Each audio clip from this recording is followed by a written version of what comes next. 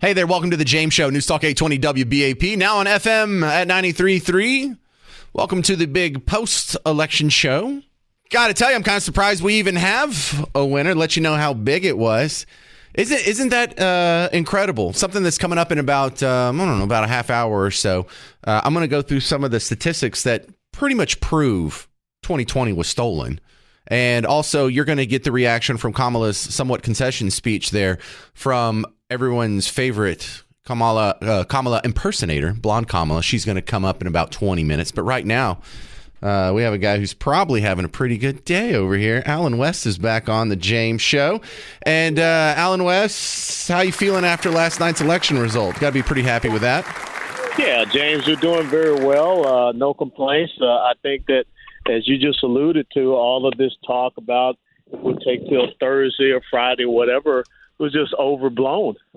This was an incredible turnout and an incredible victory, and I just look forward to us getting back to the policies that reestablishes American economic security, energy security, and national security. A lot of us were concerned that they would come up with some excuse to stop the voting again magically on election night. That didn't happen. What did y'all do to stop that? Things that happened. One of the things that happened, James, was that we had a big early voting turnout and a big lead there. And the other thing, I think, was that Donald Trump won. He had a margin outside of what I call the margin of cheating.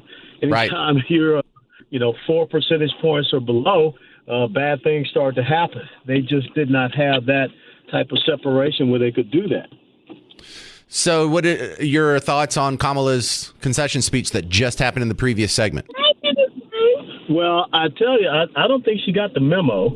I think it was kind of a dig to try to say we're going to have a peaceful exchange of power and all of these things. But she still didn't seem to understand that she didn't connect with people, and she didn't connect with people across a wide range of demographics.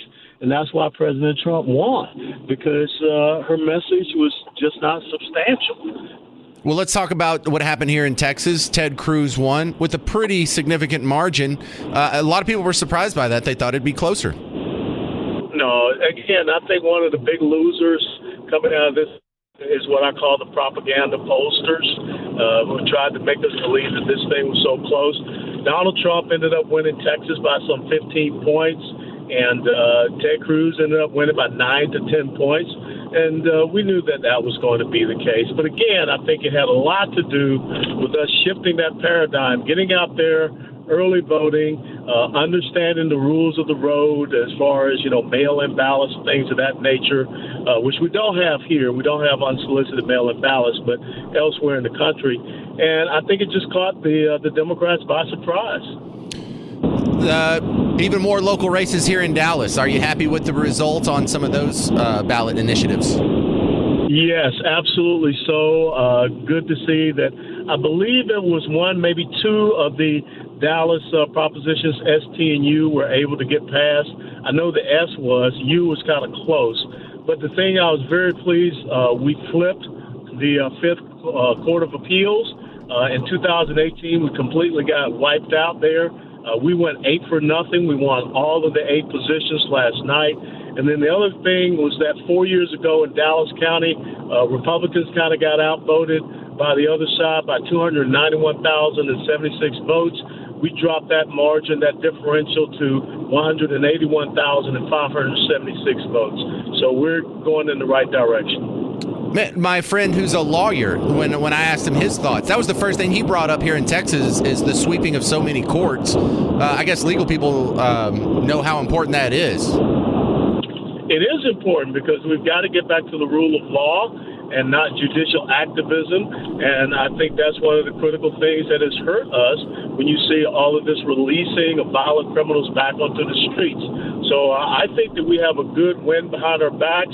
We got municipal level elections coming up next year in May. And then we have to get ready for the 2026 cycle. Well, what does this mean as your job as the executive director as the American Constitutional Rights Union? I think that it means that we will get back to constitutional governance. We'll get back to the rule of law, which is so important. This was one of the most unconstitutional administrations that we have ever seen. And first and foremost, complete violation of the Constitution and opening up our borders, which has created an incredible drug, human and sex trafficking, and terrorist trafficking crisis, not to mention the violent gangs that have come into this country. All right, Alan West, I appreciate you spending some time on the James Show. I'm sure you're going to enjoy the rest of your post-election fun. Yes, sir. But I get for the next round.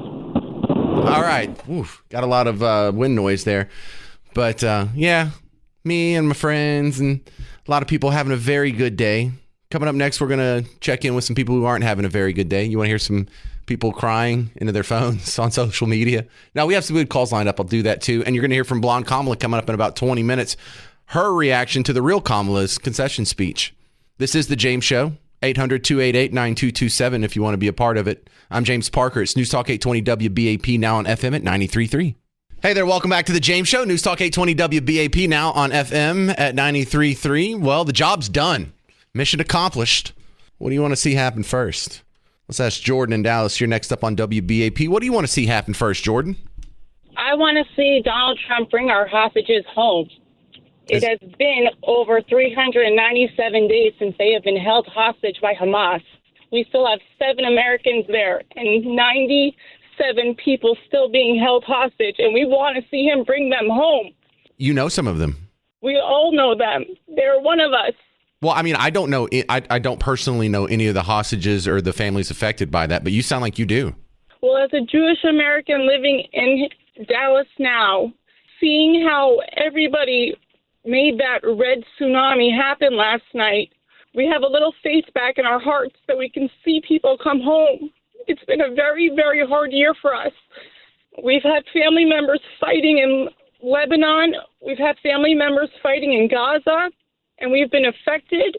I have my 2 sons in the car right now listening, and we just can't wait for Trump to follow through with his promises, because we know he will. We know that they are terrified of him. Last night in Israel alone, they had over 100 rockets being fired just by the news of him being elected. So they know that it's coming, and we cannot wait to see what happens. Well, one thing I hope you take away from yesterday's election is that the people out there who are so concerned about Free Palestine, the guy who threw the brick through the window at the voting place or whatever in Tarrant County and put Free Palestine on the window, the people who are waving the flags and whatnot, they are a tiny, tiny minority of this country. And even though we don't get out and wave flags or throw bricks through windows or protest or block highways or block airports or whatever, I think probably 90% of America knows who's in the wrong. Whenever you parachute into a music festival and start killing and raping kids and taking hostages, we know who's in the wrong on that one. We're not going to get out and spray paint anything or cause any property damage. But I don't think you're as alone as you think you are. No, we don't feel alone, but there's a difference with Trump. With Kamala, she said that Israel had the right to defend itself. And the biggest difference for, I think, American Jews when they went to vote is we wanted to vote for somebody who let us understand that Israel not only has the right to defend itself, but Israel has the right to win and to fight back and to be done with all of it. Yeah, listen, I am quite pro-Israel. I'm not for a 2-state solution. I'm for a 1-state solution. It's called Israel. Just give them the West Bank and Gaza. They seem to be better land management anyway. But I don't care if we have American hostages that are taken in Gaza or if they're taken in Bulgaria or if they're taken in Korea or wherever. I think the rule should be people die until you let the Americans go. People are going to die by the droves, by the thousands 100%. Until you let them go. Get them back. Let's get them back. Let's bring them home, and enough already. All right, Jordan, you get me a little worked up here. Thank you very much for calling. Kind of gets me ticked about the whole situation, too. All right, coming up next, Blonde Kamala is going to respond to the real Kamala's concession speech. If you want to jump in on the James Show, 800-288-9227. It's the day after Election Day, and we're just having a little fun here on the James Show. It's News Talk 820 WBAP, now on FM at 93.3. Hey there, all you beautiful Texans. Welcome back to the James Show. It's News Talk 820 WBAP, now on FM at 93.3. I know. Let's go. We won. I know we're not supposed to gloat, but I'm immature, so that's okay. Oh, and an unfortunate turn of events. Blonde Kamala was supposed to come out and give a speech, but she sent out Cedric Richmond, the congressional representative from Louisiana. He's okay. Instead of Blonde Kamala, why isn't she going to be here, Cedric? We will continue overnight to fight to make sure that every vote is counted, that every voice has spoken. So you won't hear from the vice president tonight, but you will hear from her tomorrow. She will be back here tomorrow to address not only the HU family, not only to address her supporters, but to address the nation. So thank you. We believe in you. May God bless you. May God keep you. And go HU and go Harris. That was just an awkward moment from last night. Dude, when that happened, I was like, oh my God. Not only did Trump really win, she knows it. She knows it. Not we're going to continue to fight. We're going to keep counting votes. She threw in the towel. I think the first person I saw call it was Elon Musk did a tweet at like 9:30 before anybody else said game, set, match. I'm like, that dude's way too optimistic. It's too early to be calling that. He was right. He was more correct than the polls. 800-288-9227. Here we go. DL in Oklahoma, you're next up on WBAP. What do you want to see Trump do first? I'd like to see him, well, thank you for having me here, but I'd like to see him release the Jeffrey Epstein client list, the pedophile list, and the client list of the Washington, D.C. pedophile ring that the FBI busted, and watched it drain the swamp on its own. I want to see the Epstein list. I want to know anybody that was in some of them nasty Diddy parties that included maybe 13 or 14 or 15-year-olds. Yeah, I really like this idea of people that used to be in the elite circles can get away with anything. I really like the idea of that just going away. I never forget the Epstein stuff. Every once in a while when it pops up, I always agree. Yeah, you're right. We do need to see the Epstein files. That FBI prostitution ring here a while back said it included some of the military leaders senior leaders within the Pentagon. Oh, man. So a lot of that, if they release a lot of that, you're gonna get rid of a lot of the swamp creatures. Is there something about being successful that compels people to go down that level of deviancy, or were they already deviant to begin with? They just couldn't act on it because they weren't rich and powerful. I think that you hit the nail on the head with the second one.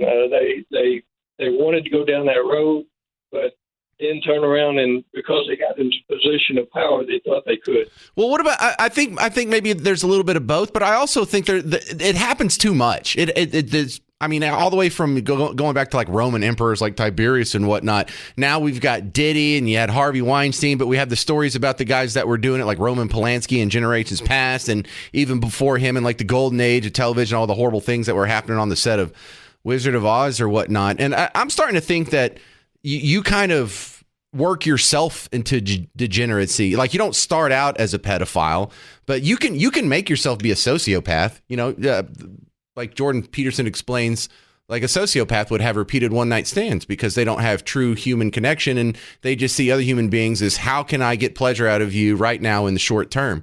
Now, if you don't intend to do that at the beginning, but you keep, like you're a rock star, if you're a Puff Daddy or a movie star or someone powerful or rich who has women throwing themselves at you, you do that over and over. You just keep having one-night stands over and over and over. After a year or 5, you will make yourself into a sociopath. So once you get to that level, then the next level would be, I guess, doing orgies or gay stuff. And eventually you just get yourself down all the way to children.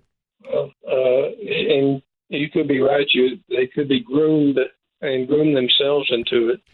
That's a good way to put it. So you're like self-grooming into this level of degeneracy. Yeah. I like that. Thank you very much for calling, DL, and bringing that up. The Epstein client list, definitely. I would like to see that happen. The Washington, D.C. Right, and I don't know that much about that one. I'm going to have to look into that. Thank you very much. I appreciate the heads up. See, this is why I like taking calls, because some of them are actually good. Christopher in Carrollton, you're on WBAP. What do you want to see Trump do first? Do something about all the crime we got with this illegal immigrants, which is really a very broad topic, because it will probably take 8 to 10 years to get all this stuff done. But all these horrible things that these people decide to let happen, it basically went against them. So, but in my opinion, two biggest things I think that really kind of destroyed Harris's thing was one is everything's public record. Everything you say on these rallies, we can look up a public record for what you did if you stand behind it. So if you have a brain, you have a cell phone, you can Google up all this information and go, okay, they're right about this or they're wrong about this. And all you're telling people across America is if he wins, the whole world's going to fall apart. Well, when Trump lost last time, I woke up, the sun was still coming up. I'm still here. And then nothing bad has happened to the world. And you will give us gloom and doom and why? I mean, I understand people lose. I mean, I've lost plenty of times. I'm pretty sure plenty of other candidates have lost several times. But it's not the end of the world. If you want to do nothing, totally agree. Preach hate. If you want to continue to keep preaching hate, well, now you see what happens when you preach hate and lies. Right. Well, that's one of the paradoxes about living in the information age, Christopher, is I thought that once the internet came about and anybody could look up anything at any time, that we would all, like so many of these fallacies or myths would go away. Like I thought socialism would just be done, especially after we had the ultimate experiment. We took the most developed first world society, Germany, we split it in half, said, all right, one side will be socialist, the other side will be capitalist. Which one did better? Obviously, West Germany did better. I thought that would be the end of it. Plus, we now have this technology where we can look up the truth on anything. And I figured we would be a lot further along than we are now. But the thing that has replaced people's ability to hear an issue, do a deep dive, and come out with the correct answer is, hey, the other guy's Hitler. And that seems to be wildly effective. And yeah, I said the H word. It's a secret word. All right, if you want to get in on this, 800-288-9227. Coming up next, I'm going to go over some numbers that show that, man, 2020 was stolen. The evidence, next. I'm James Parker. It's The James Show. News Talk 820 WBAP, now on FM at 93.3. Welcome to The James Show. News Talk 820 WBAP, now on FM at 93.3. All right, so we had a little fun. We got to listen to some people crying. We got to gloat a little bit. But let's get down to some brass tacks because we learned something. And you were looking for this. I was looking for this. There's a whole bunch of people who don't want to see this info because they've been living in a fantasy land. And when you look at the numbers from last night's election, the evidence is piling up even stronger than it previously was. 2020 was stolen. 2020. When 2020 happened, there were a whole lot of anomalies that had never happened. Now, you and I know that there's anecdotal evidence that doesn't necessarily establish a pattern. But when you start piling it up, the odds start to turn in favor of, well, this isn't just a coincidence. So your entire life, in fact, I think through all of American history, no one had stopped the voting in the middle of the night. So when that happened, and where did it happen first was Georgia, that whole Fulton County. Oh, we've got a leak. We have to stop counting. Pennsylvania, they said, oh, boy, we're so sleepy. Let's tell you what, we'll just put this on hold and we'll come back and finish this in the morning. That had never happened in human history. Now, if that happens in one state, it's weird, but it doesn't mean anything. If it happens in two states, that is a coincidence that's beyond belief. Happened in 4 or 5 states. All right, now I know something's up. So it's not just that. How did they do it then? How did they do it in such a way that anytime it was audited or goes through a court or there's a recount, it still passes? Well, whenever the lights are off, you put in extra ballots. Well, that would have some weird effects that even though you couldn't disprove it in a court of law, the numbers would betray themselves. Because what that would mean is if you slipped in a whole lot of votes above and beyond what normal turnout is, well, then you would have a strangely high voter turnout for the election. And in 2020, you did. In 2008, 69 million Democrat voters. In 2012, 66 million. 2016, 66 million. But in 2020, 81 million. Oh, so we just all of a sudden had 15 million new Democrat voters out of nowhere. I mean, that's like a 25% increase. That's huge. And so the thought process was, well, maybe there's just more Democrats now. Well, here we are 4 years later. It goes right back down to 66 million. So it was 66 million in 2012, 2016, and 2024. But in 2020, it's 81 million. Funny part is if you go on Twitter right now, X, whatever you want to call it, Trump cheated is one of the trending terms. Isn't that great? Isn't that great? Because you also remember how in 2016, the election was supposedly stolen by Trump colluding with Russia. And the top story in 2017, 2018, and 2019 was Trump stole the election. And then magically, from the election of 2020 up until about 5 minutes ago, saying that you're not sure if the election was all above board, became evil again. Wasn't that amazing? Not just evil. You were a Nazi. You were a threat to democracy. In fact, you were probably Hitler. But now it's abundantly clear Joe Biden did not get 81 million votes in 2020. They cheated, which means Trump won that election too. See, the lack of Democrat turnout wasn't that 15 million people either changed their mind or stayed home. They never existed. And what happened on the Republican side? About the same. And when I say about the same, like, yeah, almost exactly the same. When Trump won in 2016, he had just under 65 million votes. He did a little bit better for his reelection campaign in 2020. He got a little over, what was that, 74 million votes? Now, here's another thing. If the number of votes that the Team Red candidate went up from 2016 to 2020, that would say that there's fewer voters left to go around to the Democrat side. But also on the Democrat side in 2020, the vote totals went up. So the vote totals for both parties went up. Someone's lying. And so then when you see it barely move back down, Trump got 71 million this time as opposed to 74 million that time. Not a whole lot of difference. Yeah. Oh, and yeah. Maybe Trump cheated. Yeah, that's trending. That's what the evidence is telling us. The exact opposite of what the math says. But also, there's more evidence of cheating because what an incredible coincidence that no one had to stop voting in the middle of the night, much less in 4 states. So that wasn't something that, oh, that's just something that happens. No, that only happened one time. And it was the exception to all of human history, except for 2020. And the fact that it didn't happen again, no one got tired in the middle. We had some superhumans this time where they all doing meth. No one got bushed in Pennsylvania and had to put poster boards over the windows. Oh, that's so weird. Maybe Trump cheated by doing 3 times more rallies. Maybe Trump cheated by having a coherent policy and a platform. Maybe Trump cheated by actually doing a press conference and not hiding from interviews and not having them specially edited. But listen, here's another great takeaway that I think you're going to like. In 2020, when Trump lost, the only platform that Joe Biden has wasn't a pro Joe Biden platform. It wasn't Build Back Better. It wasn't tax cuts. It wasn't foreign policy. It wasn't immigration. It was Trump's Hitler, Trump's evil, hating Trump. That was their entire platform. Now, you may have been walking around with the impression for the last 4 years that that's enough to win a race. In fact, I think a lot of Democrats were running around for the last 4 years because they assumed that was not a stolen election. They were living a lie. And so they thought, hey, hating Trump's enough to win an election. We don't need her to do press conferences. We don't need her to have a coherent platform. We don't need her to answer questions and be available. Word salad's fine. All we got to do is hate on Trump. That's how we won in 2020. No, you didn't. 800-288-9227. 800-288-9227. I think I can squeeze in one here. Russ and Bowie. Hey, Russ, you're on WBAP. Yes, what do you want to see Trump do first? Well, thank you for taking my call. I think the first priority or on the top of the list should be pressuring the Congress for a balanced budget. Oh. And the idea of continuing resolutions and put their feet to the fire. And yeah, people are going to cry. They're going to scream. But we can't continue to go on the way we are with $30+ trillion deficits.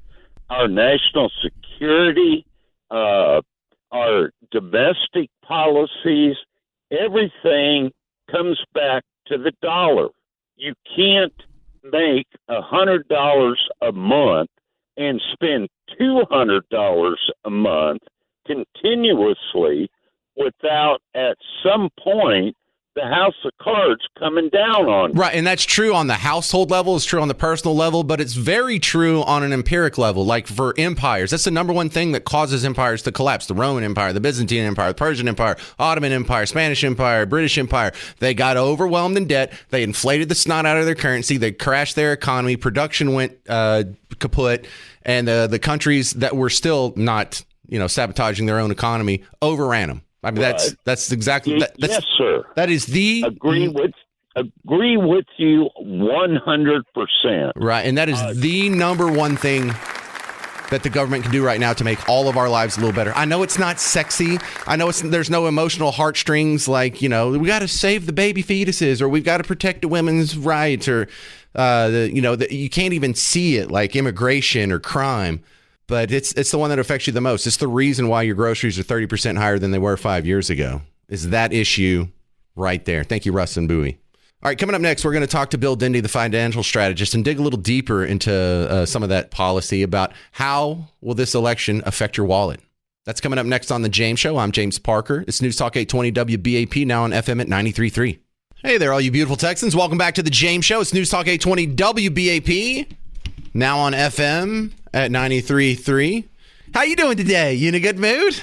I know everybody's not. Everybody listening to this show is not in a good mood.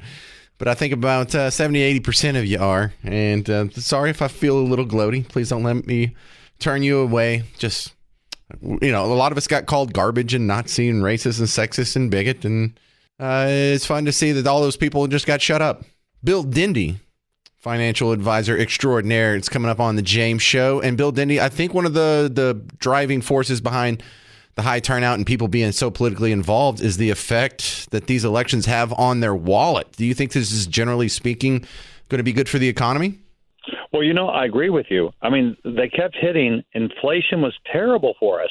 We're paying 25 to 30% more than we were 3 years ago, and consumers are feeling it. We want something different.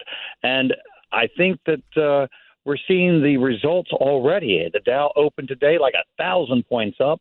The markets are just thrilled. I think they're partly thrilled because this didn't take 2 weeks to figure out who was president. But I think they're even more thrilled that Trump is going to push through those corporate tax cuts, which is going to help all the S&P 500. I mean, it's probably going to add like 4% of profitability. In addition, we're going to Texas is kind of scratching our head in West Texas, especially my Midland office. People are saying, well, this drill, baby drill is going to be great for exploration and for the pipelines and for a lot of people in our industry. But at the same time, that'll push the price of oil down, which may not be good for us out here, but it's good for America. Well, I'm a free market capitalist pig, and I like the sound of those tax cuts. I like the sound of reducing the size of government, the government efficiency office or whatever that Elon Musk is supposed to be doing. The one thing where he deviates from my economic preferences is the talk of punitive tariffs. Am I right to be concerned about that, Bill? Well, a free market economist does not like tariffs. They like free trade. They like for things to be produced in the most efficient place in the world.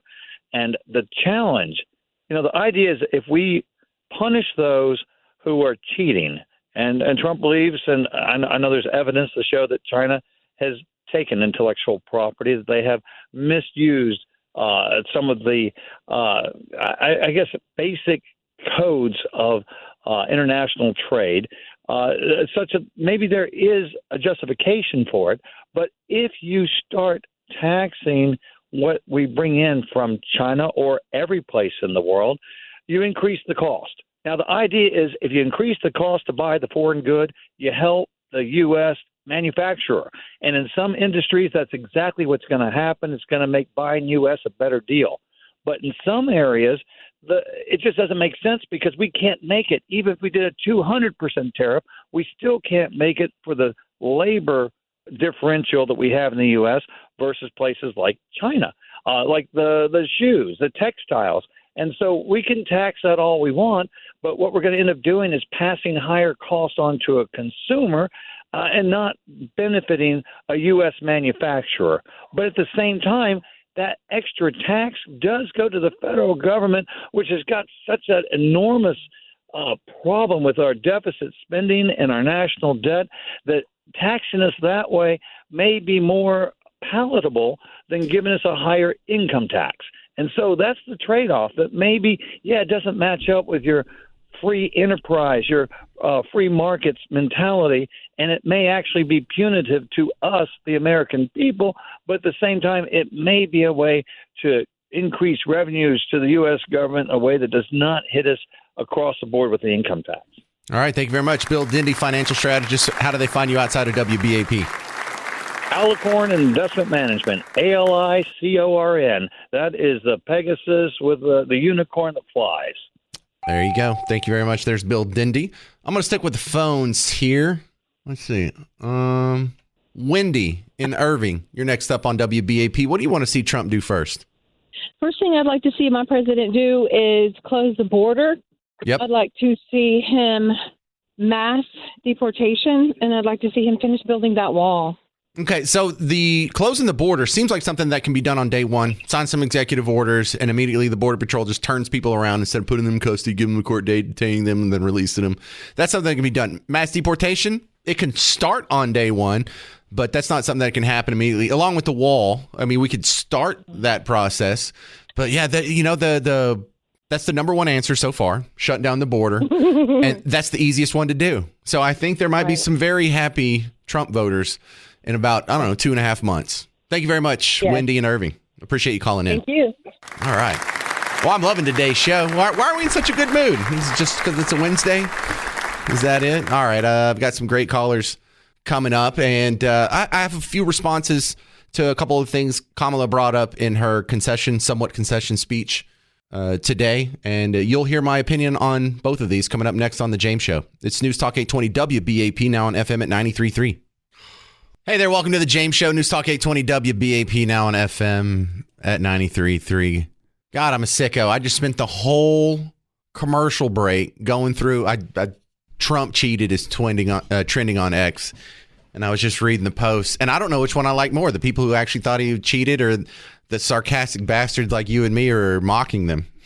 Because the general consensus is, for the people who think Trump cheated, you know what? You're probably right. You know what we should probably do then? So Trump can't cheat and the Republicans can't cheat in the future. We should probably enact some voter ID laws. We should also make sure that non-citizens aren't voting, huh? We should also have like 1 day to count all the votes and no mail-ins. And we should also go back and forensically audit all the 2020 ballots and machines to find these missing 16 million votes. Like, where the heck? We better go find them. We better go get to the bottom of this mystery. So, yeah, if you think Trump cheated, go ahead, push for a voter ID. You know, we got to secure these elections. That'll show him. Also, one of the themes in Kamala Harris's concession speech was freedom. Now, that made me giggle because freedom was the word that wasn't popular in Democrat circles this entire election cycle until like some certain day. They got the results of a focus group or a survey or something, and they found that weird was a good word to use against the Republicans, and freedom was a good word to use for their own policies. And I just want to remind you, these are the people who don't believe in the freedom to choose your own straw. And it's like, James, come on, just because the Indian restaurant down the street has paper straws, that's not Kamala trying to infringe on your freedoms. Well, hang on. I have receipts. Leaders have to lead, and plastic we can straws adapt. are a big thing right now. Yeah. Do you ban plastic straws? I think we should. Yeah, so that's the lady begging for freedom. Oh, we just got to have freedom. No, you want freedom for abortion or freedom to groom little kids into being confused about their gender, but no, not for plastic straws. What about freedom for gun rights? You have freedom for who can sell a gun, when, where, however they want? That's not a thing. Huh. 800-288-9227. Who's this? Julie in Arlington, you're next up on WBAP. What do you want to see happen first? I want to see Trump make it rain pardons on Inauguration Day. I want to see the January 6th people freed. I want to see the Minneapolis officers that didn't kill George Floyd freed. I want to see the people who were arrested for praying outside abortion clinics freed. I want him to do it in front of the corpse in chief, Cackle and Cammy, and all their communist ilk.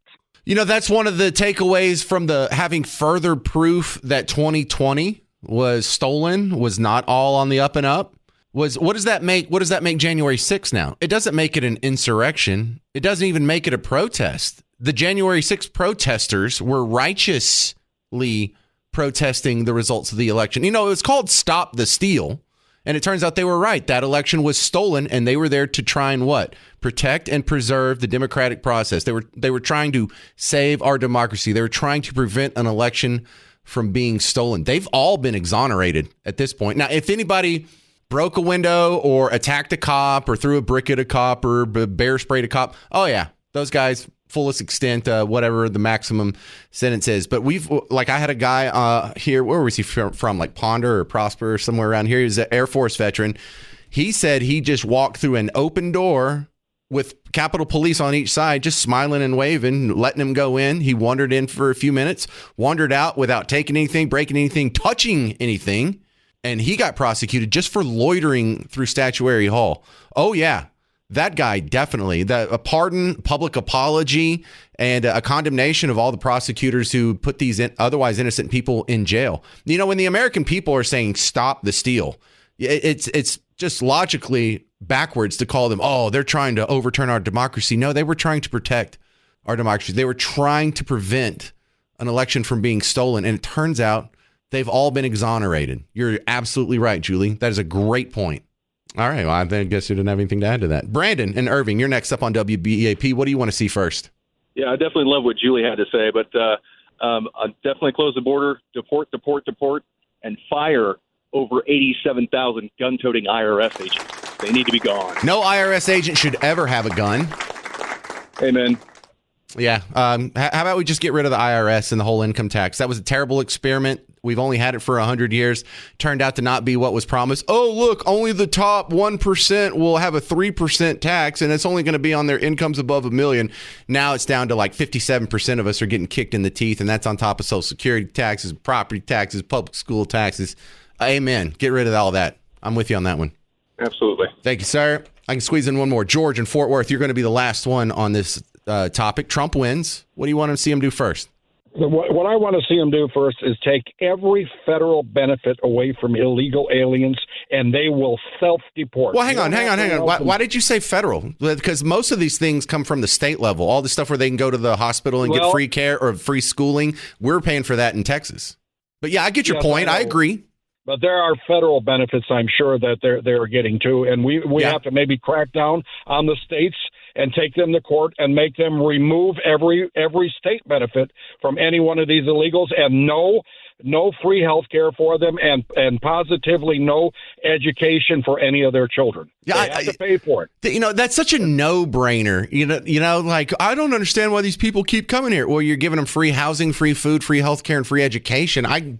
Who wouldn't want to come here? Hell, if I was an indigent Mexican citizen, I'd be looking at coming to Texas too. All right. Thank you very much, George, Fort Worth. Appreciate it.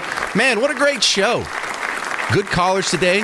I totally appreciate it. Thank you very much. Thanks to all the people who were sending in emails and Facebook messages the whole time. I didn't get to read many of them on air, but I did read all of them off the air. That's for sure. If you want to leave a note, come find me on Facebook or send me an email, james@wbap.com. And as soon as I get out of here, I'm going to go cut up some of this audio, put up the podcast. You can find that at WBAP.com and the WBAP app. Also, I know you're not supposed to, but if you're listening to podcasts on other apps, if you look for The James Show, there's a pretty good chance I'll pop up. I see about 20% of my listeners are on an app that rhymes with my fart. That's as close as I'll get. But wherever you listen to the show, go find it. The James Show podcast exists, and we need to grow this thing. Thank you very much for hanging out with me as we make history on The James Show and the day after the 2024 election. I'm James Parker. This has been News Talk 820 WBAP, now on FM at 93.3.